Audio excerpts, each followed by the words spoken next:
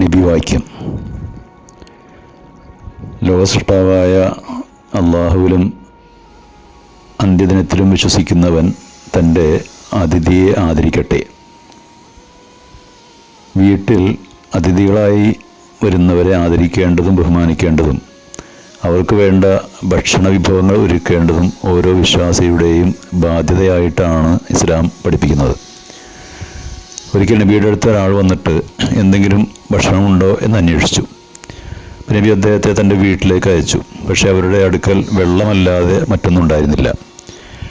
നബി ഉടൻ തൻ്റെ കൂടെ ഉണ്ടായിരുന്നവരോട് പറഞ്ഞു, ഇദ്ദേഹത്തിന് ഇന്ന് ഭക്ഷണവും അതുപോലെ രാത്രി താമസ സൗകര്യവും നൽകാൻ ആരാണ് തയ്യാറുള്ളത്? അപ്പോൾ അൻസാരികളിൽപ്പെട്ട ഒരാൾ പറഞ്ഞു, ഞാനുണ്ട് നബിയെ.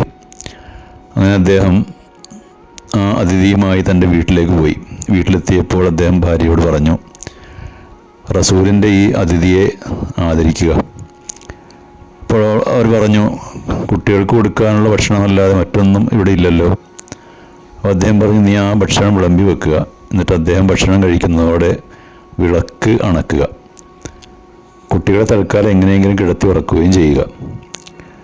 അദ്ദേഹം പറഞ്ഞതുപോലെ അവൾ കുട്ടികളെ ഉറക്കുകയും അതിഥിക്ക് ഭക്ഷണം തയ്യാറാക്കി വെക്കുകയും ചെയ്തു. അങ്ങനെ അവർ ഭക്ഷണം കഴിക്കാനായിരുന്നപ്പോൾ അവൾ വിളക്ക് ശരിയാക്കാനെന്ന വണ്ണം എഴുന്നേറ്റത് കെടുത്തുകയും ചെയ്തു.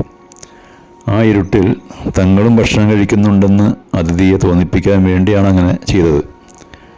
അങ്ങനെ അതിഥിയെ ഭക്ഷിപ്പിക്കുകയും അവർ ഒഴിഞ്ഞ വയറുമായി രാത്രി കിടന്നുറങ്ങുകയും ചെയ്തു.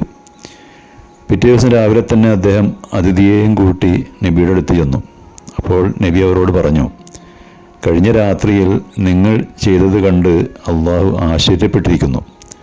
അതുമായി ബന്ധപ്പെട്ട ഒരു ഖുർആൻ സൂക്തവും അവതരിപ്പിച്ചിരിക്കുന്നു.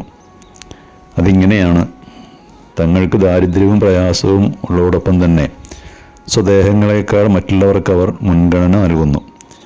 ഏതൊരാൾ തൻ്റെ മനസ്സിനെ ലുബ്ധിൽ നിന്ന് വിമോചിപ്പിക്കുന്നുവോ അവർ തന്നെയാണ് വിജയം വരിച്ചവർ.